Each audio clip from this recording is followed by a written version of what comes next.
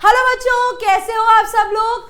मैं निहारिका फिर से एक बार आप सब लोगों का स्वागत करती हूँ हमारे बोर्ड बूस्टर बैच हिंदी में on this beautiful platform of physics वाला।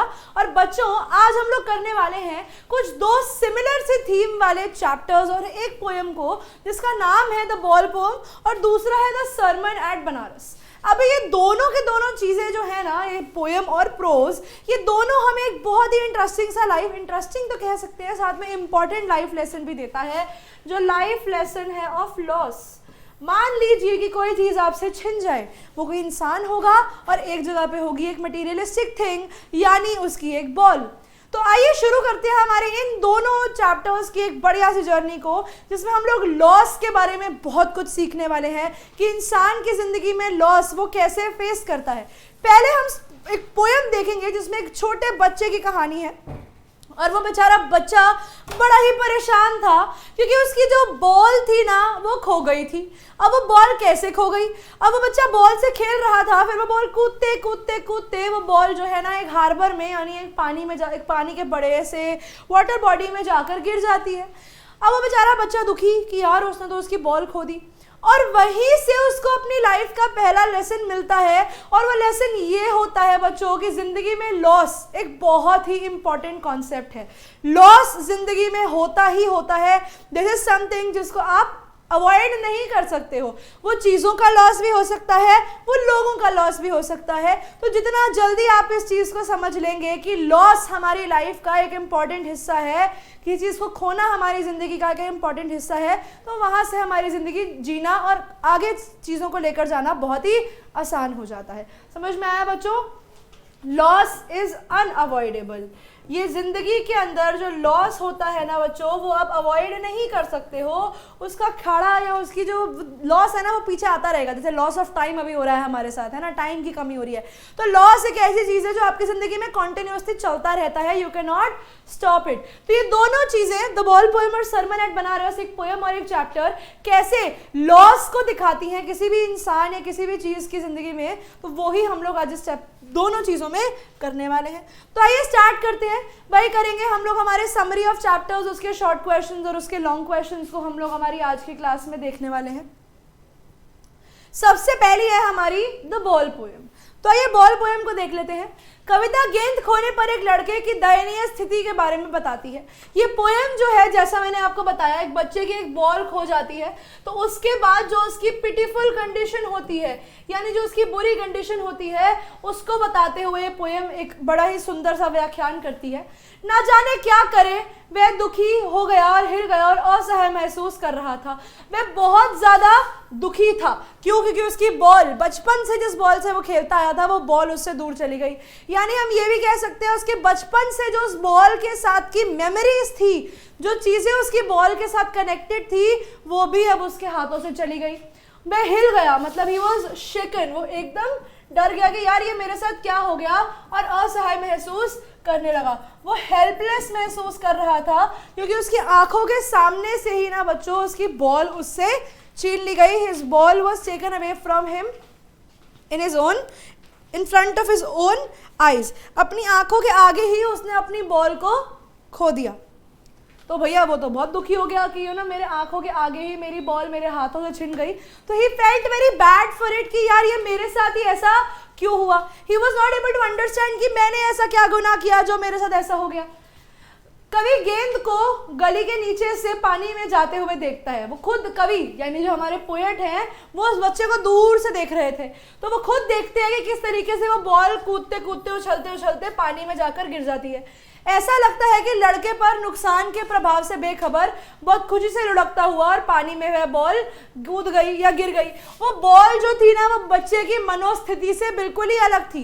बच्चा बेचारा दुखी कि मेरी बॉल जा रही है, लेकिन वहां पर जो वो बॉल है ना, वो बड़ी खुशी से ऐसे कूदते कूदते कूदते कूदते बेचारी पानी में चली गई।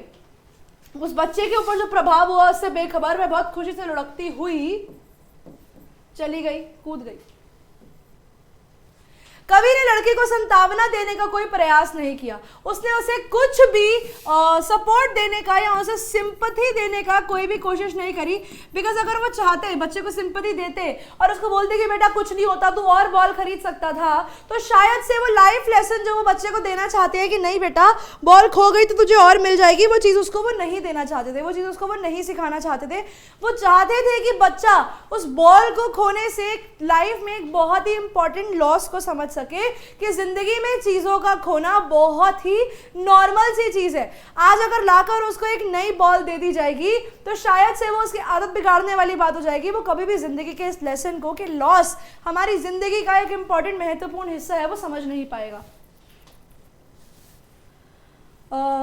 हाँ, देने का प्रयास नहीं किया क्योंकि उन्हें लगता था कि लड़के को यह समझाने की कोशिश करने का कोई फायदा नहीं है कि उसे एक और गेंद मिल सकती है, एक नई गेंद दे सकते हैं। वो नई गेंद उसको नहीं देना चाहते थे। वो क्यों नहीं देना चाहते थे? बिकॉज नई गेंद देने से कुछ नहीं होगा, उसको आदत पड़ जाएगी कि अगर मेरे से कोई चीज़ खो गई तो कुछ नहीं होता, शायद से मुझे कुछ और मिल जाएगा तो मैं उसको यूज़ कर लूँगा। लेकिन वो उसको ज़िंदगी का एक इंपॉर्टेंट लेसन देना चाह रहे थे, इसीलिए उन्होंने उसको कोई नई बॉल लाकर नहीं दी। उनका मानना है कि कुछ भी शांत नहीं करेगा क्योंकि ऐसा लगता है कि वह दुख से अभिभूत है, मतलब इज फिल्ड विद सॉरो। मैं अगर बच्चे को दूसरी तरफ बॉल भी दूं ना कि दूसरी बॉल लाके दे दूंगा तो शायद वो दूसरी बॉल आ तो जाएगी, लेकिन क्या उस दूसरी बॉल से उस बच्चे के वो इमोशंस जुड़ेंगे? नहीं। जो इमोशंस उस बच्चे ने पिछली बॉल के साथ महसूस कर लिए वो अब उसे नई बॉल के साथ महसूस करने को नहीं मिलने वाले। इसी वजह से वह बेहद परेशान, इसी बात ने उन्हें बड़ा ही बेहद परेशान कर दिया कि अब ये बच्चा अपनी ज़िंदगी में इस लॉस को कैसे हैंडल करेगा। अब कहने को वो सिर्फ एक बॉल का लॉस था, लेकिन उस बच्चे ने पहली बार कुछ खोया है तो उसके लिए वो मात्र एक बॉल नहीं, एक बहुत ही बड़ी चीज़ थी कि यार मेरी ज़िंदगी से कुछ ऐसा चला गया, मैंने कुछ ऐसा खो दिया जो मेरे को खोना नहीं था, कुछ ऐसी चीज़ मेरे हाथों से चली गई जो मेरे हाथों से जानी नहीं थी। वो बॉल उससे खो जाती है। बचपन से वो उस बॉल के साथ खेला और उसके जो इमोशंस थे वो भी उस बॉल के साथ अब चले गए। चलो बच्चे के इमोशंस गए तो गए, अब उसको नई बॉल लाकर दे भी दोगे तो भी वो बॉल लाने का कोई फायदा नहीं होगा। वो क्यों नहीं होगा? बिकॉज जो चीज़ गई अब वो तो गई, जो उसके साथ के इमोशंस थे वो उसी के साथ होंगे ना। आप नई बॉल के साथ पिछले इमोशंस तो नहीं जोड़ सकते हो। कभी लड़के को यह विश्वास दिलाना चाहता है कि उसका नुकसान नगण्य है, ये गेंद सस्ती है और वह एक और प्राप्त कर सकता है, कि उनका जो वेरी स्मॉल, उसका जो लॉस है वो बहुत ही छोटा है, ठीक है। वो चाहे तो एक नई बॉल खरीद सकता है, एक नई सस्ती सी बॉल है, चीप सी बॉल है, वो और आ सकती है। लेकिन यही लॉस अगर लोगों की लाइफ की बात में की, हमारे लोगों की जिंदगी में किया जाए तो वो लॉस को तो हम लोग ओवरकम नहीं कर सकते ना बच्चों।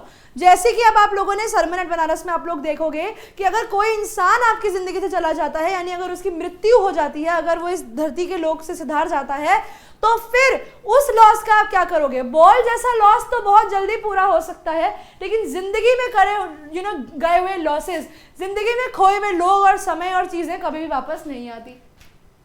वस्तुतः जीवन में एक सत्य है कि जो उन्होंने अनुभव किया है, यानी उनके मटीरियलिस्टिक वर्ल्ड में उन्होंने एक चीज देखी है कि possessions will come and possessions will go. लोग आएंगे, लोग जाएंगे, चीजें मिलेंगी, चीजें खो जाएंगी। भौतिकवादी संपत्ति जीवन में अक्सर खो जाती है, यानी जो मटीरियलिस्टिक चीजें होती है ना, जो भी आप लोगों की मटीरियलिस्टिक चीजें होती हैं, जैसे बॉल हो गई, कुछ भी हो गया, तो वो सारी चीजें जो है ना बच्चों, वो आपसे एक ना एक दिन आकर खो जाएंगी। वो स्वाभाविक सी बात है। मे बी आपने कुछ ऐसा खो दिया। अब यहाँ पर ना वो इस मटेरियलिस्टिक थिंग्स को, पोजेशंस को, ठीक है, मटेरियलिस्टिक पोजेशन को, वो यहाँ पर पोजेशन क्यों बोलते हैं? पोजेशन क्योंकि वो हमारी चीज है। वो कहते हैं कि वो चीज materialistic possessions will be taken away by people. लोग आएंगे और आपसे आपकी चीजें छीन कर ले जाएंगे, लोग आएंगे और आपसे आपकी चीजें छीन कर ले जाएंगे। लेकिन यहाँ पर कौन सी चीजों की बात हो रही है? मटीरियलिस्टिक चीजों की बात हो रही है। प्लस यहाँ पर वो एक और चीज ये भी समझाना चाह रहे हैं कि जिंदगी, वर्ल्ड जो है वो बहुत ही क्रूअल है, दुनिया जो है वो बड़ी निर्दयी है, वो आपको कच्चा चबा जाएगी, आपकी छोटी छोटी चीजें तो उनके आगे कोई मायने नहीं रखेंगी। लेकिन ये चीज अगर आप आज से समझ जाते हैं कि खोना, चीजों का होना ना होना एक ही बात है, नई चीजें आ सकती हैं, नई मेमोरीज बन सकती हैं, तो आप इस चीज के दुख से काफी ऊपर हो जाओगे। और वही दुख से ऊपर होने की जो जर्नी है वो हम अगले चैप्टर में भी करेंगे। उन्हें बदला नहीं जा सकता, पैसा खोई हुई चीजों को वापस नहीं ला सकता। वो साथ ही साथ ये भी बताते हैं कि पैसा खोई हुई चीज को वापस नहीं ला सकता। क्यों नहीं ला सकता? यहाँ पर वो एक लाइन कहते हैं, मनी इज एक्सटर्नल।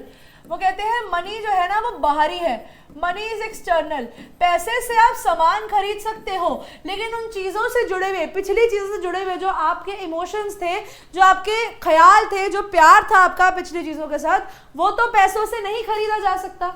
यह केवल उन्हें बदलने के लिए नई चीजें खरीद सकता है। आप नए इमोशंस बना सकते हो पैसों से, लेकिन पैसा आपको पिछले इमोशंस वापस नहीं ले सकता। लड़की को इस बात का प्रत्यक्ष ज्ञान हो रहा है कि अपने दिल पर किसी प्राय चीज को खोने पर उसे क्या महसूस होता है। और यहाँ पर वो बच्चे को डायरेक्ट एक्सपीरियंस मिल रहा है कि कोई भी चीज जिससे उसकी मेमोरीज जुड़ी हैं, जिससे उसका बचपन जुड़ा है, अगर वो उससे छिन जाता है, अगर दूर हो जाता है, तो उस दुख का एहसास वो कैसे महसूस कर सकता है। और किसी के नुकसान को सहन करने में सक्षम होने के लिए नैतिक साहस की आह्वान करना पड़ता है। किसी भी चीज के में सक्षम होने के लिए, यानी सक्सेसफुल होने के लिए, आपको अपने मन को समझाना पड़ेगा कि चीजें नॉर्मल है, डजंट रियली मैटर। और संपत्ति को खोने के तथ्य में सामंजस्य स्थापित करना पड़ता है, जिससे वह प्यार से जुड़ा होता है। और हमने कोई चीज खो दी तो अब उसके ऊपर दुखी होने का, उसके ऊपर सैड होने का कोई फायदा नहीं है, बिकॉज वो लास्ट में एक लाइन लिखते हैं कि दुनिया में बहुत सारे ऐसे लोग होते हैं जो हर दिन बहुत कुछ खो देते हैं, लेकिन अगले दिन वो वापस से ऐसे खड़े हो जाते हैं जैसे मानो कि उनकी जिंदगी में कुछ हुआ ही नहीं है। तो यहाँ पर उनके साहस को, उनकी करेज को, उनके स्ट्रेंथ को दिखाया जाता है कि किस तरीके से इंसानों को जिंदगी में बहुत सारे लॉसेस को फेस करना पड़ता है, लेकिन किस तरीके से वो उन लॉसेस को हैंडल करते हैं वो बहुत ज्यादा मायने रखता है आपकी जिंदगी में। समझ में आया? पूरी कविता में एक विस्तारित रूपक के रूप में माना जा सकता है, क्योंकि गेंद का उपयोग किसी व्यक्ति की भौतिकवादी संपत्ति के रूपक में भी किया गया है। यहाँ पर ये हम इसे एक्सटेंडेड मेटाफॉर भी कह सकते हैं, बिकॉज यहाँ पर इन लोगों ने बॉल को किसी भी इंसान के पोजेशन के लिए, कोई भी ऐसी चीज जो आप पोजेस करते हैं, यानी आपके पास अगर वो चीज है तो उसको दर्शाने के लिए किया गया है, जिसका खोना, जिसका नुकसान एक दर्दनाक यानी एक पेनफुल एक्सपीरियंस होता है। अगर आपसे कोई चीज खोती है तो उसका आपको दुख होता है। तो यहाँ पर वो बच्चे को यही समझाना चाहते थे कि लॉस जिंदगी में कॉमन है। एपिस्टेमोलॉजी ऑफ लॉस पे क्वेश्चन आता है, वो आगे है इसमें, कि जो दुनिया में हमें लॉस होता है ना, वो हमारी जिंदगी में होना इनएविटेबल है। वो एक ऐसी चीज है जिस पर आपका कोई भी नियंत्रण, आपका कोई भी कंट्रोल काम नहीं आने वाला। अब आते हैं इसके शॉर्ट क्वेश्चन आंसर्स को देखते हैं। Why does the poet say I would not intrude on him? कवि ने ऐसा क्यों कहा कि मैं उसमें दखलंदाजी नहीं करूंगा? वह दूसरे गेंद खरीदने के लिए पैसे क्यों नहीं देते? अब कहते हैं पोएट समझ जाते हैं the intensity of pain that the boy is experiencing on his first loss. वो उस बच्चे के लॉस के ऊपर जो उसकी इंटेंसिटी है, यानी जो उसकी तीव्रता है, उसको समझते हैं उसकी पहली गेंद के खो जाने पर। वह जानते हैं कि एक गेंद खरीदना कोई संभावना नहीं होगी और वह सबसे अच्छा तरीका होगा कि लड़के को अकेला छोड़ दिया जाए। वह जानते थे कि दूसरी बॉल खरीदना उनके लिए कोई कंसोलेशन, कोई संभावना वाली बात नहीं होगी, उससे वो बच्चा शांत नहीं होगा। एंड बेस्ट अप्रोच ये है कि वो उस लड़के को वहां पर अकेले छोड़ दें, ताकि यहां से बच्चे के मन में एक चीज और डेवलप हो जाए, जो है सेंस ऑफ रिस्पॉन्सिबिलिटी। अपनी चीजों को संभाल के रखने की एक जिम्मेदारी और परिपक्वता उसके अंदर आ जाए कि नहीं भैया, मेरी चीजें हैं तो मुझे उन्हें संभाल के रखना है, मुझे उन चीजों को खोना नहीं है। और जान सके कि जीवन में नुकसान का साहसपूर्वक सामना कैसे करना है, और how to handle losses in the life boldly. किस तरीके से जिंदगी में जो लॉस हो रहे हैं, भले वो बॉल का लॉस हो या जिंदगी में और कोई बड़ा लॉस हो, तो उसे कैसे जिंदगी में हैंडल करना है। तो इसीलिए वो उसे पैसा नहीं देता, क्योंकि यहाँ पर वो उसको क्या देना चाहता है, वो उसको एक लाइफ लेसन देना चाहता है कि वो रिस्पॉन्सिबल होना सीखे और ये समझे कि चीज़ों को संभाल के रखना चाहिए। क्योंकि जिंदगी में लॉसेस की तो शुरुआत है, अभी आगे आगे देखो होता है क्या, लॉसेस तो बहुत ही आने वाले हैं। Staring down all his young days into the harbor where his ball went. Do you think कि उसकी बॉल वहां पर लॉन्ग टाइम के उस बच्चे के पास लंबे समय से थी? क्या वो उसकी बचपन की मेमोरीज को मेंशन करते हैं? ऑल हिज यंग डेज यानी उसका सारा बचपन, उसका सारा चाइल्डहुड, यानी उसकी जो मेमोरीज थी बॉल के साथ, वो भी पानी में चली गई। The boy seems to have possessed the ball for a long time. ऐसा देखने को मिलता है हमें कि उस लड़के के पास वो बॉल बड़े लंबे समय तक थी। दैट इज वाई जब बॉल पानी में गई, वाटर में गई, तो मेमोरीज भी उसके यंग डेज की, यानी उसके बचपन की जो यादें थी वो भी पानी के साथ साथ, बॉल के साथ साथ पानी में चली जाती हैं। ऐसा लगता है कि लड़के के पास लंबे समय से गेंद है। यही कारण है कि जब गेंद पानी में उछलती है तो उसके मन में अपने सारे युवा दिनों की यादें आ जाती हैं और वह अपने दिल की में प्रिय वस्तु को खो जाने का सामना करते हुए उदास ही खड़ा रहता है। तो वह he stands sad and gloomy facing the loss of the object, जो उसके दिल के बहुत ही करीब था। The words all his young days into the harbour indicate करता है कि बचपन में वो बॉल उसके साथ बचपन में ही थी। यहाँ पर उदास और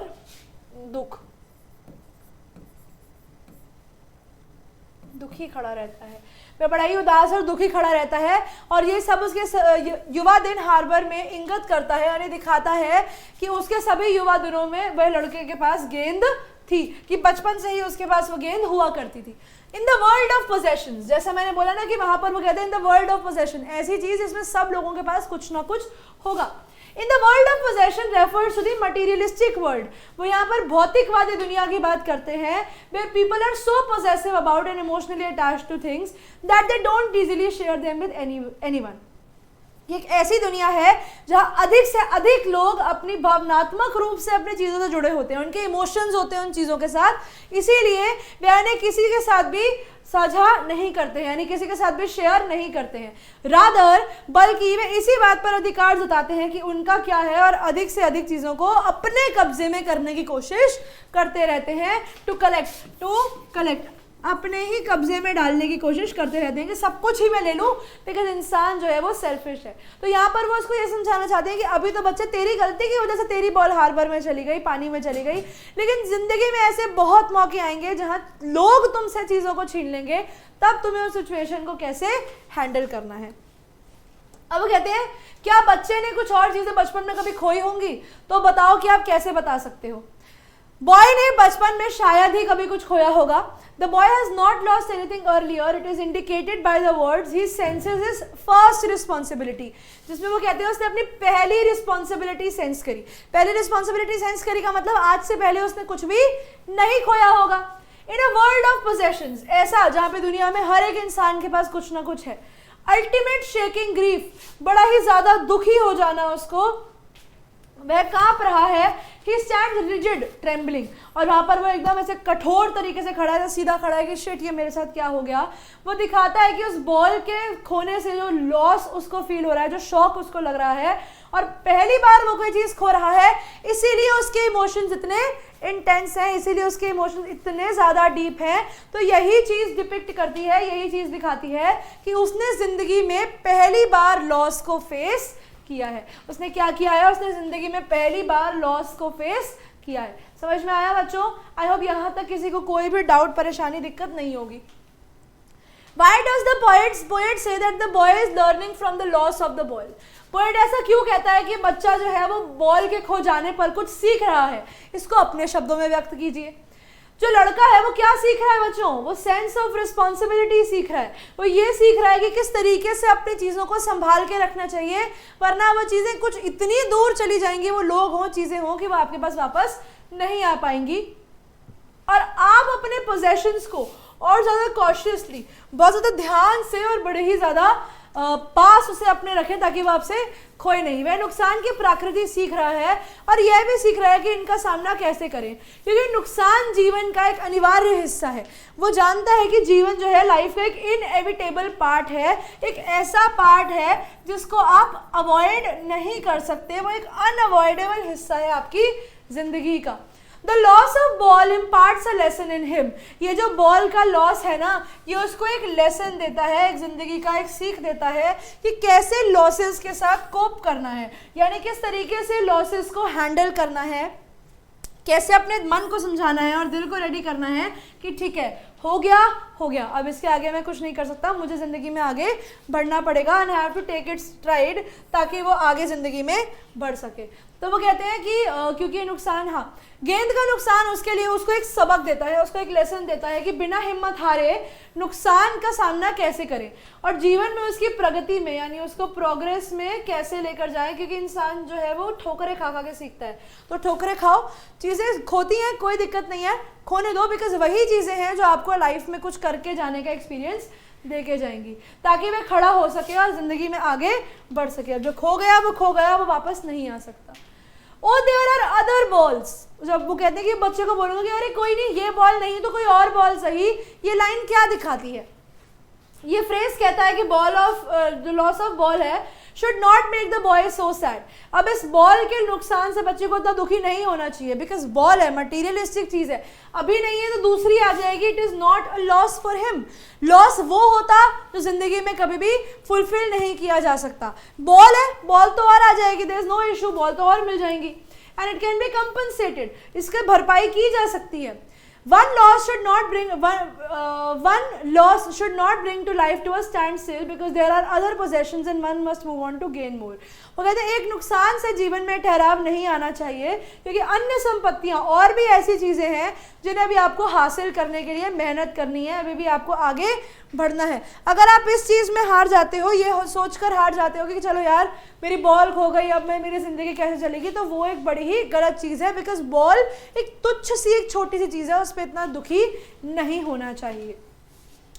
एक बहुत इंपॉर्टेंट क्वेश्चन है, what do you mean by epistemology of loss? ये कविता में हानि को कौन सा तत्व ज्ञान है कि यहाँ पे what is the epistemology of loss, मतलब लॉस की कहानी, what is the understanding of loss, the feeling of loss कैसे दिखाया गया है। पोएम जो है ना वो एपिस्टेमोलॉजी ऑफ लॉस यानी ज्ञान मीमांसा समाहित है, क्योंकि इसकी तथ्य के सामने लाता है कि भौतिकवादी दुनिया में नुकसान जीवन का एक अनिवार्य हिस्सा है, कि इस मटीरियलिस्टिक वर्ल्ड के अंदर कुछ भी लॉस होना एक एसेंशियल पार्ट है, वो होगा। पीपल सफर लॉसेस, लोगों को हर दिन नुकसान होते हैं, एंड ऑफन फील डिजेक्टेड, और उस चीज़ के ऊपर उनको बड़ा ही निराश महसूस होता है। बट इट इज़ एडवाइजेबल, लेकिन यह सलाह दी जाती है कि नुकसान को बहादुरी से सामना करें।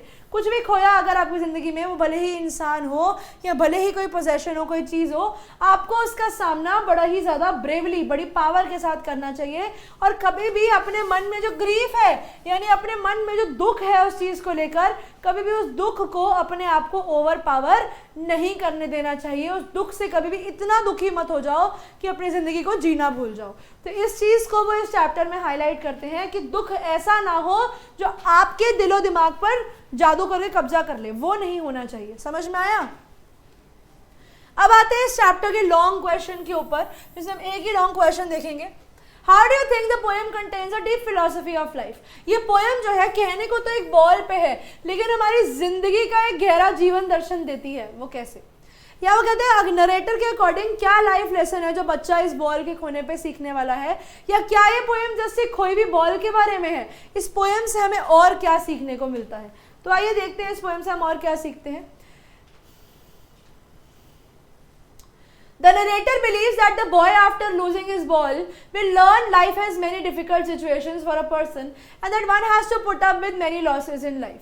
नरेटर ये चीज़ बिलीव करता है कि एक बॉल को खोने के बाद वो ये समझेगा कि ज़िंदगी में और भी डिफ़िकल्ट सिचुएशन आने वाली हैं और उसे किस तरीके से उन लॉसेस को हैंडल करना है, किस तरीके से उसे उन लॉसेस के बारे में समझना है कि ये तो मेरी ज़िंदगी का एक हिस्सा है और ये मेरी ज़िंदगी में होना ही था। हाँ जी बच्चों, तो वो कहते हैं यहाँ पर the narrator believes the boy after losing his ball will learn कि ज़िंदगी में बहुत सारे डिफ़िकल्ट सिचुएशंस आती हैं और भले ही वो बॉल हो या ज़िंदगी का और कोई बड़ा हिस्सा, उसमें हम लॉस से कैसे आगे बढ़ सकते हैं। नरेटर कहता है कि बॉय जो है वो सॉरो स्ट्रिकन है, यानी काफ़ी दुखी है उसकी जब पानी में बॉल गिर जाती है। But the loss of the ball is symbolic of the big losses in life, लेकिन वो जो बॉल का खोना है वो उसकी ज़िंदगी के और बड़े बड़े लॉसेस को दिखाता है। द बॉय विल लर्न कि किस तरीके से loss of something is precious should not bring life to a standstill. वो साथ ही साथ एक लाइफ लेसन ये देता है कि अगर आपकी ज़िंदगी से कोई बहुत इंपॉर्टेंट चीज़ खो जाती है, इसका यह मतलब नहीं है कि उसके बाद आप लोगों की ज़िंदगी जो है वो रुक जाएगी। ज़िंदगी का नाम है चलना और ज़िंदगी आगे आगे बढ़ना है। Life has to go on and has to put up with the loss bravely to advance further या in order to achieve more. वो कहते हैं जिंदगी का काम है चलना और उसे हमें लॉसेस को बहुत ज़्यादा अच्छे से हैंडल करना पड़ेगा अगर हम जिंदगी में और चीज़ों को अचीव करना चाहते हैं तो। The narrator does not try to console the boy. वो बच्चे को संतावना देने की कोशिश नहीं करते कि भैया तुम्हें एक और बॉल लाकर हम दे देंगे। वो कहते हैं कि लड़के को सीखना चाहिए कि कैसे अपने पोजेशंस के लिए केयरफुल रहो, जो चीज़ आपके पास है उसे कैसे संभाल के रखो। If he has to encounter a loss, अगर ज़िंदगी में कभी कोई लॉस हैंडल करना भी पड़ता है तो उसे आना चाहिए कि उस सिचुएशन को कैसे बोल्डली डील करे और कैसे अपने ग्रीफ को या कैसे अपने दुख को वो ओवरकम कर सकता है। तो ये चीज़ जो बच्चे को सिखाना चाहते थे इस बॉल के इंसिडेंट के साथ। The narrator feels the first realization of the loss of possession begins with the process of maturity in life. वो ये कहते हैं कि सबसे पहला आपकी ज़िंदगी से कुछ खो गया है तो वही आपकी ज़िंदगी का सबसे पहला लाइफ लेसन है टुवर्ड्स मेच्योरिटी। बिकॉज बचपन के हंसी मजाक से निकल के अब आपने लाइफ की एक रियलिटी देखी है कि चीज़ें खो जाती हैं, ठीक है। वो जो खो जाना है वो आपको लाइफ के अंदर एक मेच्योर पर्पस देता है चीज़ों को समझने का। एक छोटा इंसिडेंट जैसे लॉस ऑफ बॉल वो भी किसी भी इंसान को प्रिपेयर कर सकता है for the journey of life, जहां पर आगे आने वाले समय में शायद उसको और लॉसेस और बहुत सारे नुकसान का सामना भी करना पड़ेगा। ये पोएम इस तरीके से डीप फिलोसॉफिकल ट्रुथ यानी एक ऐसा तथ्य लेकर आती है हमारी जिंदगी का, हमारे मानसिक स्थिति का एक ऐसा सच देकर आती है कि लॉस, किसी भी चीज़ का नुकसान या खोना हमारी ज़िंदगी का एक बड़ा ही ज़रूरी हिस्सा है और वो एक बहुत ही इंपॉर्टेंट लेसन देता है कि किस तरीके से हमें इसको अपने ऊपर हावी नहीं होने देना चाहिए और कैसे हम इसके साथ कोप अप कर सकते हैं या कैसे हम उसको हैंडल कर सकते हैं उस सिचुएशन को और उस लॉस से बाहर आ सकते हैं बिना दुखी हुए और बिना निराश हुए और दुखी हुए। निराश नहीं है, निराश अम्मा, यस। कैसे निराश हुए बिना हम उस परेशानी से बाहर आ सकते हैं। समझ में आया बच्चों? आई होप यहाँ तक किसी को कोई भी डाउट नहीं होगा, चीजें एकदम एकदम एकदम क्लियर होंगी, यहाँ पे घुस रही होंगी। समझ में आया?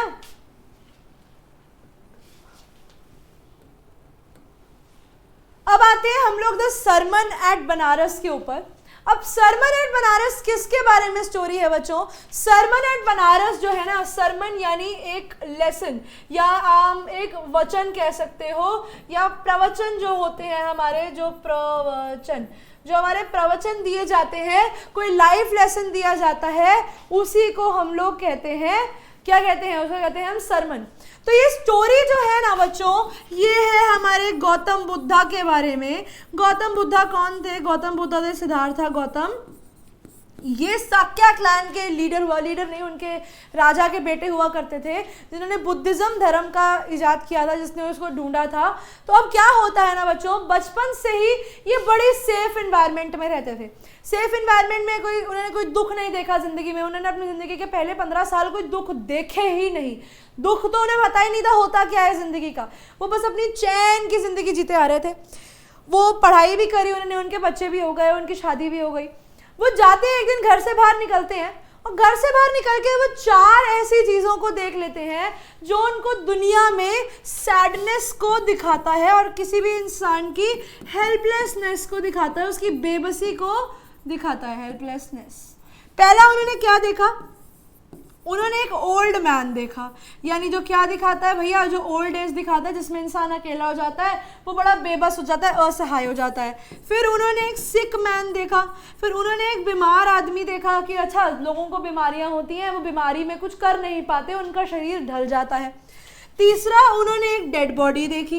उन्होंने देखा कि अच्छा दुनिया में लोग जब मर जाते हैं तो वो तो मर गए, लेकिन उनके पीछे जो उनका परिवार है वो कितना दुखी होता है। यहाँ पे आ गया ना, फिर से लॉस आ गया।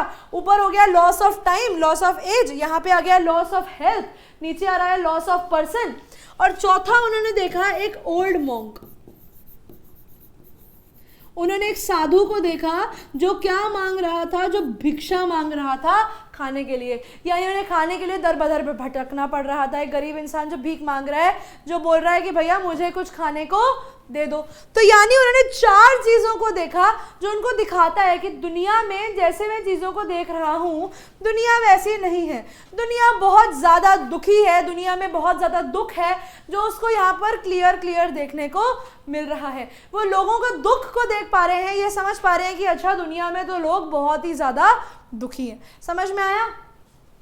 तो उन्हीं 4 चीज़ों की वजह से वो निकल जाते हैं अपने घर से, कि कहते हैं नहीं मैं तो एनलाइटनमेंट ढूंढूंगा, मैं तो निर्वाणा ढूंढूंगा, मैं दुनिया से मोक्ष लेना चाहता हूँ, मैं नहीं चाहता कि मैं दुनिया के इन दुखों से अपने आप को इफेक्ट होने दूँ, मैं रोना नहीं चाहता किसी के मरने के ऊपर, मैं किसी चीज़ें बड़ी दुखदाई हैं।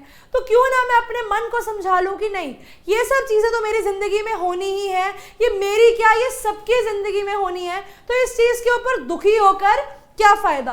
तो इन सब चीज़ों से दुख क्यों लेना, क्यों इन सब चीज़ों के बारे में सोचना कि यार ये मेरे साथ भी तो होगा। तो उस चीज़ से दुखी होने से अच्छा है अगर मैं अपने मन को समझा लूँ कि जो मेरे साथ हो रहा है वो हर एक के साथ होने वाला है, जो लॉस मैं फेस कर रहा हूँ या कर रही हूँ वो ज़िंदगी में आगे किसी और को भी फेस करना पड़ेगा। तो शायद से हम अपने मन को आसानी से समझा पाएंगे किसी के इंसान के इस धरती से चले जाने के ऊपर।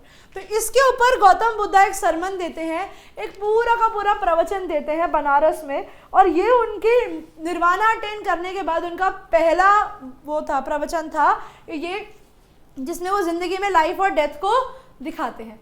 गौतम बुद्धा जिन्हें शुरू में राजकुमार सिद्धार्थ कहा जाता था क्योंकि उससे पहले उन्होंने अपनी एनलाइटनमेंट अटेन नहीं करी थी, ने अपने जीवन का पहला भाग विलासिता में बताया था। मतलब यानी वो विलासिता में ऐसे बड़े ही किंग विलास, बड़ी लाविश लाइफ उन्होंने जी थी, बड़ी अच्छी जिंदगी जीकर आए थे वो।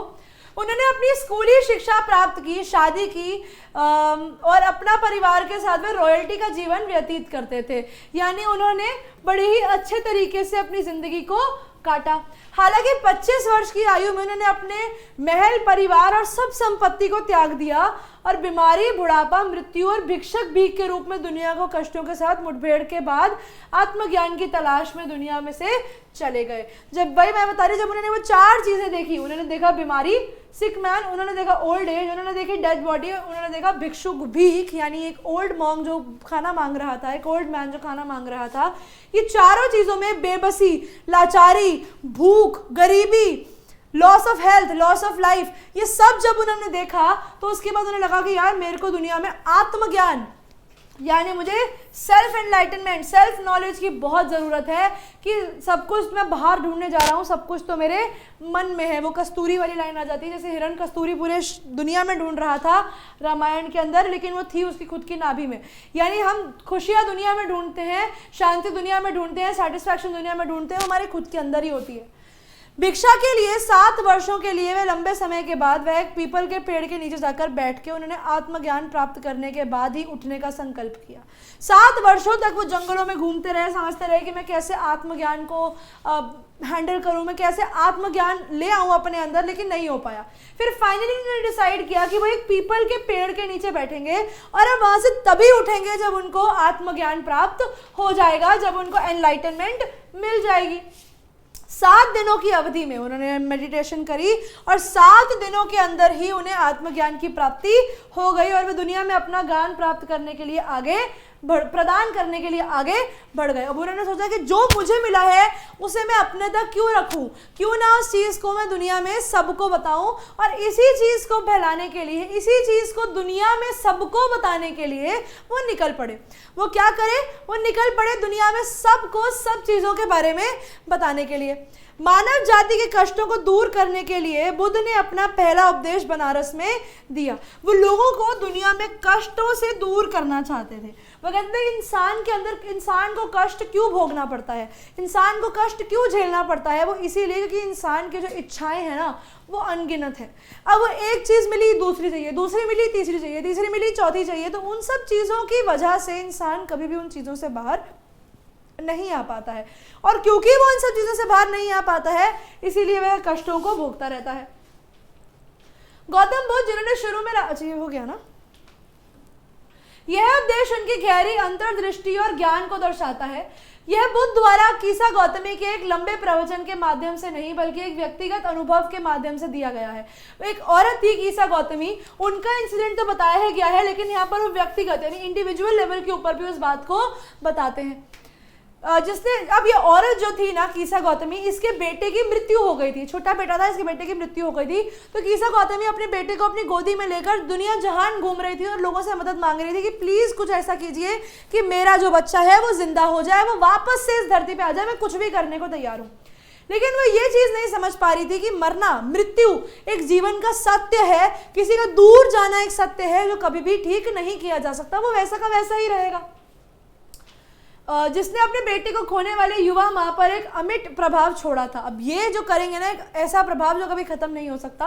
अपने इकलौते बेटे की मौत से उबरने में असमर्थ कीसा घर घर दौड़ती और अपने मृत बच्चे को जीवित करने के लिए कुछ दवा देने के लिए कहती रही कि मेरे को प्लीज कुछ दवाई दे दो कि मेरा जो मृत बच्चा है वो वापस से जिंदा हो जाए। सभी पड़ोसी उसे दया के सिवा कुछ नहीं दे सकते थे, क्योंकि मरे हुए इंसान को जिंदा करना पॉसिबल ही नहीं है। हालांकि एक व्यक्ति ने जिसे कहा कि शाक्यमुनि बुद्ध की ओर निर्देशित किया कि आप जाओ उनके पास, उन्हें आश्वासन दिया कि परिस्थितियों में केवल वही हैं जो उनकी मदद कर सकते हैं। उन्होंने बोला कि सिर्फ वही हैं जो आपका ध्यान रख सकते हैं, जो आपकी बात को समझ सकते हैं, तो कृपया आप उनके पास जाइए, वो शायद से आपकी परेशानी का निवारण कर दें। कीसा गौतमी ने बुद्ध से संपर्क किया। अब वहां पे उन्होंने बोला कि मैं तुम्हारे बेटे को जिंदा कर दूंगा, लेकिन मेरी एक शर्त है। गौतम बुद्धा ने बोला मेरी एक शर्त है। तो कीसा ने पूछा आपकी क्या शर्त है? तो वो कहते हैं तुम्हें जाना है और सरसों के बीज लेकर आने हैं, तुम्हें किसी के भी घर जाना है और सरसों के बीज लेकर आने हैं।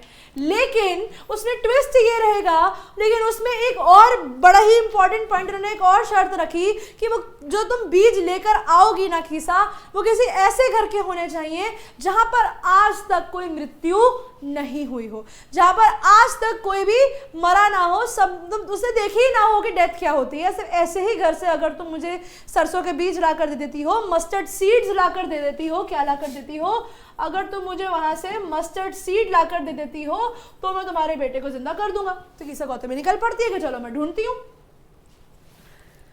जहां भी कोई निकट और प्रिय व्यक्ति नहीं मरा था, फिर कीसा घर घर गई। हर कोई उसे मुट्ठी भर राई देने के लिए तैयार हो गया, लेकिन ऐसा कोई घर नहीं मिला जहां किसी की भी मृत्यु ना हुई हो।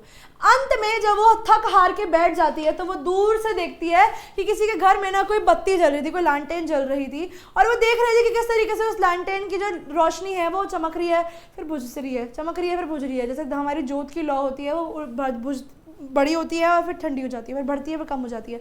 तो वैसे ही इंसान का जीवन है, उसमें उतार चढ़ाव, उसमें स्वस्थ होना अस्वस्थ होना साइड बाय साइड चलता रहता है। और जिस तरीके से अंत में दिया बुझ जाता है, वैसे ही हमारा जीवन भी खत्म हो जाता है।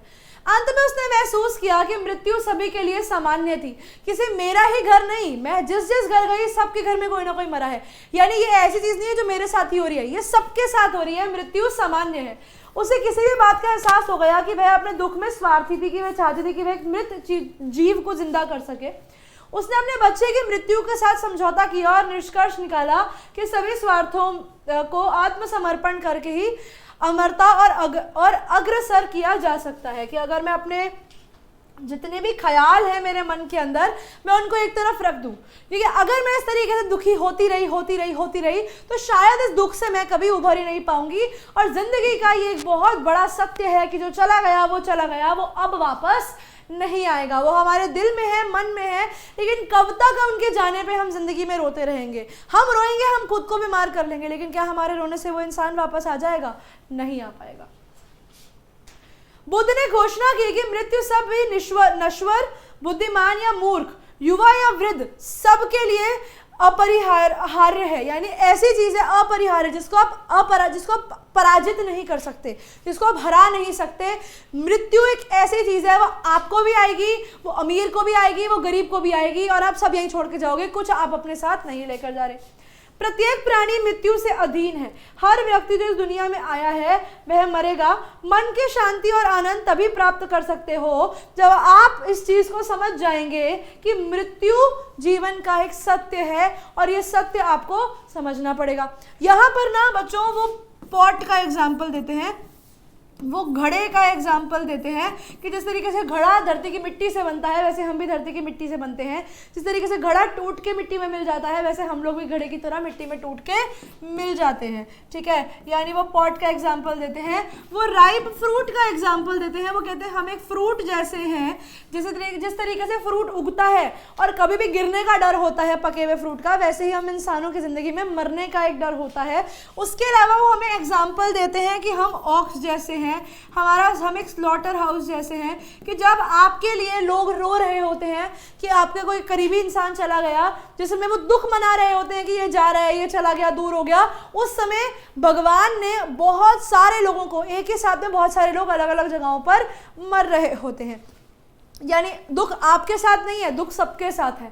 आप एक के लिए रो रहे हैं, कहीं और किसी की मृत्यु हो रही है, अब उसके लिए कोई और रोएगा। तो मृत्यु एक सत्य है जिसको आप ठुकरा नहीं सकते, जिसको आप पार नहीं कर सकते। आपके लोग रोएंगे, दुखी होंगे आपके लिए, लेकिन क्या आपके रोने से वापस आएगा? कोई नहीं आएगा। जो चला गया वो चला गया, उसकी मृत्यु उसकी ज़िंदगी में लिखी थी, वो निश्चित था कि ऐसा उसके साथ होना है, अब वो हो गया है। वो व्यक्ति वापस से आपके पास नहीं आ सकता। अब बच्चों आइए देखते हैं इसके शॉर्ट क्वेश्चन। वो कहते हैं सिद्धार्था गौतमा की पहले ही जिंदगी के ऊपर थोड़ा सा रोशनी डालते हुए इसको बताएं। सिद्धार्था गौतमा की अर्लियर लाइफ जो थी ना, वो नॉर्दर्न इंडिया के अंदर एक प्रिंस के फॉर्म में भी थी। वहाँ पर वो स्कूल गए, उन्होंने हिंदू सेक्रेड स्क्रिप्चर्स को पढ़ा, शास्त्रों को पढ़ा। जब वो 12 साल के थे और 4 साल बाद वहाँ से आकर उन्होंने शादी कर ली। उनका एक बेटा था और वो एक बड़ी ही रॉयल जिंदगी जी रहे थे, वो एक बड़ी ही शाही जीवन को व्यतीत कर रहे थे। 10 साल वो अपने परिवार के साथ रहे। फिर जब वो उस शील्डेड लाइफ से, जब वो उस परिरक्षित जीवन से बाहर आए, तब 25 साल की एज में वो एक हंटिंग एक्सपीडिशन पे हंटिंग करने गए। जब वहाँ पर उन्होंने वो 4 चीज़ें देखी और उनका मन इस दुनिया से उठ गया। अब वो कहते हैं What was the effect of the suffering of the world of Buddha? अब वो कहते हैं बुद्धा की लाइफ में, जो उनकी लाइफ में सफरिंग थी, उसका उनके ऊपर क्या असर हुआ। जब उन्होंने सफरिंग देखी तो उन्हें बड़ा ही बुरा लगा ये देखकर कि दुनिया में कितना दुख है, और मैंने तो वो चीज़ आज तक एक्सपीरियंस ही नहीं करी। 25 साल की जिंदगी में मैंने तो कोई दुख देखा ही नहीं। और जब उन्होंने वो दुनिया में दुख देखा तो उनको धक्का लगा कि यार ये दुनिया में क्या हो रहा है। उन्होंने सारे कंफर्ट्स ऑफ द वर्ल्ड छोड़ दी, पैलेस छोड़ दिए, कि उन्हें पता था कि ये सब दिखावा है, ये सब झूठ है जो मुझे दिखाया जा रहा है, इसमें कुछ भी सच नहीं है। वो एक एस्टिक बन गए। एस्टिक बनने का मतलब क्या हो गया? वो एक सन्यासी बन गए और वर्ल्ड को ढूंढने के लिए, वहाँ पे समझने के लिए कि लोगों को पीड़ा क्यों महसूस होती है, और एनलाइटनमेंट के लिए यानी आत्मज्ञान प्राप्त करने के लिए वो वहाँ से निकल पड़े। उन्होंने बोला कि अब मैं जाऊंगा और दुनिया में समझूंगा कि लोग क्यों दुखी होते हैं। अब वो कहते हैं जब उनका बेटा मरता है, कीसा गौतमी घर से घर जाती है और वो क्यों मांगती है और क्या उन्हें वहां जाकर वो चीज मिलती है। जब कीसा गौतमी का ओनली सन, जब उनका बेटा मर जाता है, तो वो एक घर से दूसरे घर जाती है, वहां से लोगों से मेडिसिन मांगती है ताकि उनके मरे हुए बेटे को जिंदा किया जा सके। हाउएवर उसे वो मेडिसिन नहीं मिलती, बिकॉज कोई भी इंसान मरे हुए व्यक्ति को जिंदा वापस नहीं कर सकता, वो इम्पॉसिबल है। कीसा गौतमी गौतम बुद्धा को कहती है क्या बोलती है और गौतम बुद्धा क्या रिप्लाई करते हैं। जब कीसा गौतमी गौतम बुद्धा को बोलती है कि क्या आप मेरे बेटे के लिए कोई मेडिसिन दे सकते हैं जो मेरे बेटे को ठीक कर दे, तो बुद्धा कहते हैं कि जाओ और हैंडफुल मस्टर्ड सीड्स देकर आओ, लेकिन शर्त यह है कि तुम्हें वो किसी ऐसे घर से लाने हैं जहां पर कोई भी डियर वन मरा नहीं है। He did so because वो चाहते थे कीसा गौतमी को ये चीज समझाना कि डेथ जो है वो कॉमन टू ऑल है। अब जिस भी घर गए आपने देखा वहां कोई ना कोई तो मरा ही था, और ग्रीफ मेक्स अ पर्सन सिक। इस तरीके से जाने वाले में दुखी होकर आप खुद को परेशान कर लेते हो और डल हो जाते हो। तो इंसान को इतना भी सेल्फिश नहीं होना चाहिए। इसमें सेल्फिश तो कम लगाएंगे हम, इंसान इतना सेल्फिश नहीं होता किसी के जाने पर। बट हाँ ये है कि जो चला गया वो चला गया, अब उसको आप वापस नहीं ला सकते, लेकिन अभी आपकी ज़िंदगी पड़ी है तो जो वो चाहते थे आपके लिए करना वो करो ना, ताकि उनको भी खुशी हो कि ठीक है आपने कुछ करके दिखाया है। उसने इसलिए कहा क्योंकि वे चाहते थे कि किसी को समझे कि मृत्यु सबके लिए सामान्य है और दुखी व्यक्ति को बीमार और पीला बना देता है, मतलब उसको काफ़ी ज़्यादा उसके रंग ढंग उड़ा देता है। इसलिए किसी को दुख में स्वार्थी नहीं होना चाहिए कि वह एक मृत इंसान को जीवित करने की बात कर रहे हैं। अब कहते हैं तुम सेल्फिशनेस को कैसे समझते हो, और क्या हम मानते हैं कि कीसा गौतमी अपने ग्रीफ में, अपने दुख में सेल्फिश हो गई थी, स्वार्थी हो गई थी। सेल्फिशनेस का मतलब है कि आप अपने इंटरेस्ट को फुलफिल करने के लिए कुछ भी कर सकते हो बिना सोचे समझे कि सामने वाले का उसके ऊपर क्या असर पड़ेगा। कीसा बहुत ज़्यादा ग्रीव्ड थी, यानी वो बहुत ज़्यादा दुखी थी अपने इकलौते बेटे की मौत से, कि उसको रियलाइज़ नहीं हुआ, ये चीज़ समझ में नहीं आई कि ये सफरिंग, ये परेशानी अकेले उसकी नहीं है, ये सफरिंग, जो दुख वो झेल रही है किसी के जाने पे, वो सब झेलते हैं। आज वो झेल रही है, शायद कल किसी और ने झेला होगा और आने वाले कल में कोई और झेलेगा। She was extremely pained by her own sorrow. वह अपने दुख से बहुत ही ज़्यादा व्यथित थी और एक स्वार्थी व्यक्ति की तरह अपने वियोग का गान गाती रही, लोगों को बताती रही कि मैं बहुत ज़्यादा दुखी हूँ, कि भैया मेरी ज़िंदगी तो बहुत ज़्यादा ख़राब है, मेरा बेटा इस दुनिया में नहीं रहा। What did Buddha say about the mortals? Mortals यानी इंसान, ह्यूमंस। जो मॉर्टल्स कौन होते हैं? मॉर्टल्स वो लोग होते हैं जो बहुत नश्वर, जो मर सकते हैं, जो मर सकते हैं।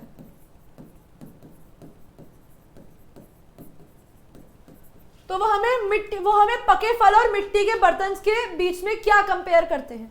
बुद्धा कहते हैं कि लाइफ ऑफ मॉर्टल्स जो है ना, हमारी लोगों की जो जिंदगी है वो ट्रबल्ड है, वो परेशानियों से भरी हुई है, वो छोटी सी जिंदगी है और उसमें हमारे पास बड़े सारे दुख हैं। यंग एंड ओल्ड, भले ही आप छोटे हो बड़े हो, आप समझदार हो या कैसे भी, सबके सबको डेथ आनी है, यानी मौत सबके पास आएगी। हर इंसान डिके करेगा। डिके करने का मतलब है कि धीरे धीरे उसकी जिंदगी जो है उसमें क्षय होगा, उसमें कमी आती जाएगी। एवरीथिंग दैट टेक्स बर्थ, जो धरती पे आता है वह धरती से जाएगा, यानी लॉस, वही लॉस जो हमारा पोयम में बच्चे ने सीखा, यहाँ पर वो जिंदगी का लेसन सिखा रहे हैं लॉस के ऊपर। जो लाइफ है मॉर्टल्स की, वो भी सेम तरीके से खत्म हो जाती है। जैसे अर्दन वेसल जो धरती की मिट्टी से बने और मिट्टी में टूट के मिल गए, वैसे इंसान धरती की मिट्टी के 5 तत्वों से बने और उन 5 तत्वों के साथ धरती में वापस मिल गए।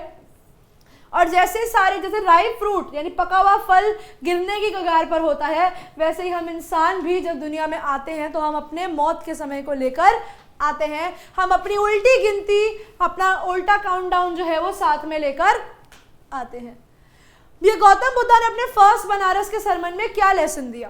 बुद्धा का जो फर्स्ट सरमन था वो बनारस में था, जहां पर वो बताते हैं इनएविटेबिलिटी ऑफ डेथ, यानी आप लोग डेथ को सरपास नहीं कर सकते, अनिवार्य है जिंदगी में मौत का आना। वो बताते हैं कि किसी भी इंसान को सेल्फिश नहीं होना चाहिए, क्योंकि जस्ट बिकॉज उसके आसपास का कोई व्यक्ति चला गया, बिकॉज सेल्फिशनेस जो है वो हमें इमॉर्टैलिटी तक लेकर नहीं जाएगी, वो हमें हमेशा के लिए जिंदा नहीं लेकर जाएगी। द पाथ टू पीस, अगर आप शांत रहना चाहते हो तो आपको ये लिमेंटेशन, ये दुखी होना, किसी के जाने पे कंप्लेंट करना, रोना छोड़ना पड़ेगा। वो इंसान जो इस दुख को ओवरकम कर लेता है, जो दुनिया की कड़वी सच्चाई को समझ जाता है कि जो आया है उसको जाना है, अब जो आया था वो चला गया, बस वो अपनी ज़िंदगी अच्छे से व्यतीत करके गया है, वो इन सब दुखों की बातों से बाहर आसानी से आ सकता है। समझ में आया बच्चों? तो आइए इसमें एक लॉन्ग क्वेश्चन देख लेते हैं। वो कहते हैं what does Kisa Gotami understand the second time that she failed to understand the first time? Kisa Gotami ने दूसरी बार ऐसा क्या समझा जो पहली बारी वो समझने में असफल थी? कीसा गौतमी जब पहली बार लोगों के पास जाती है तो उन्होंने उसे कुछ भी नहीं दिया, बस वियरीनेस, उसको वहां जाकर बस बुरा लगा, वो बस उसे थकावट हो गई, टायर्ड हो गई, वो टायर्ड, फ्रस्ट्रेशन, गुस्सा, तो एक झुंझलाहट सी थी उसको मन के अंदर।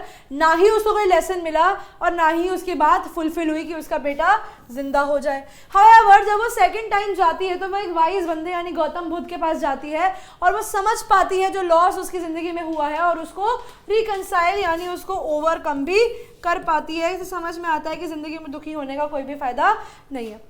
Having failed to find a house that has not lost any near or dear one to death, Kisa Gautami got the revelation on the second visit that death is inevitable.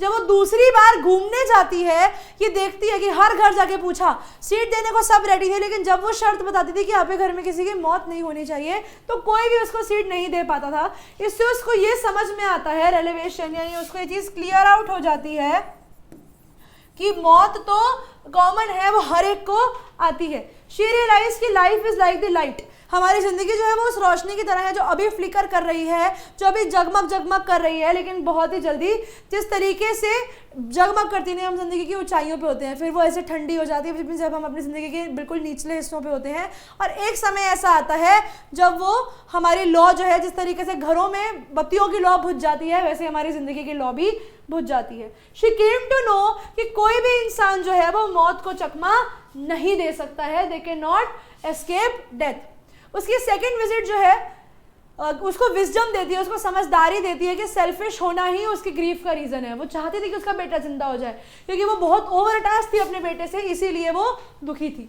It also dawned on her कि immortality ले इन selflessness. अगर आप अमर होना चाहते हो, अगर आप चाहते अमर, एक्चुअल में अमर नहीं हो सकते, लेकिन अगर आप एक समझदारी की ज़िंदगी जीना चाहते हो तो आपको सेल्फलेस होना पड़ेगा, यानी आपको सामने वाले के लिए क्या होना पड़ेगा, आपको बहुत ही ज़्यादा निरात्मय होना पड़ेगा।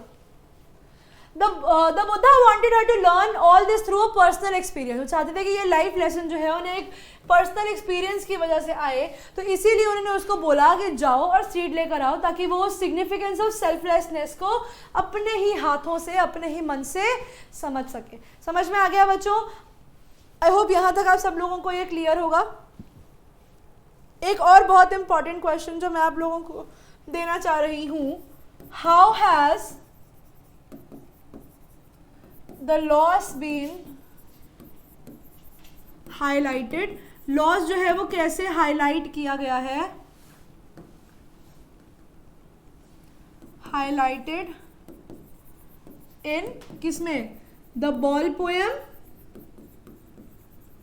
और दूसरा क्या है, ball poem and the sermon at Benares. इन दोनों के अंदर लॉस को कैसे दिखाया गया है, इन दोनों को समझाते हुए आप लोगों को ये लॉन्ग क्वेश्चन के अंदर क्वेश्चन दिया जा सकता है। समझ में आया बच्चों? आई होप आप दोनों को ये दोनों चैप्टर्स जो एक ही common theme loss in life के ऊपर डिपेंड करता है, loss in life and life must go on, कि लाइफ मस्ट गो ऑन, जिंदगी में परेशानियां आएंगी लेकिन आगे बढ़ना ही इंसान की व्यक्तित्व में होना चाहिए। लॉस इन लाइफ, और दूसरा है लाइफ मस्ट गो ऑन, जिंदगी आगे बढ़नी चाहिए, बढ़ती ही जिंदगी का नाम है। समझ में आया बच्चों? इसी के साथ हमारी आज की क्लास होती है ख़त्म, एंड आई होप आप सब लोगों को ये समझ में आया होगा जितना भी हमने हमारी आज की क्लास में कवर किया है। आई होप यहाँ तक किसी को कोई भी डाउट नहीं होगा। अगर है तो आप लोग मुझे कमेंट बॉक्स में मेंशन कर सकते हैं जो भी आप लोगों के डाउट्स हैं। I definitely answer to your questions. Only one thing, all the very best to everybody जो भी अपने प्री बोर्ड्स दे रहे हैं। हम इसी तरीके से अपने बाकी चैप्टर्स को भी करते जाएंगे। पढ़ते रहो, आगे बढ़ते रहो, क्वेश्चंस देख लेना प्रैक्टिस शीट के। Now you going to get regular practice sheets, अब आ रही होंगी। You will be getting the practice sheets on the app, तो please go there, download the practice sheet, see whatever the questions are. अपने अच्छे से practice करो, underline करते जाओ की पॉइंट, सेंट्रल आइडिया मैंने थीम लिख दिया है, life must go on and वो क्या कहते हैं उसे, लॉस इन लाइफ या लॉसेज इनएविटेबल। एक और चीज इसमें आप लोग ऐड कर सकते हो, लॉसेज आर इनएविटेबल। लॉसेज ऐसे हैं जिनको आप कभी भी खो नहीं सकते, you have to face losses in life. इसी के साथ बच्चों हम लोग मिलते हैं हमारी नेक्स्ट क्लास में एक और नए और इंटरेस्टिंग चैप्टर के साथ। तब तक के लिए बच्चों पढ़ते रहो, आगे बढ़ते रहो। All the very best students.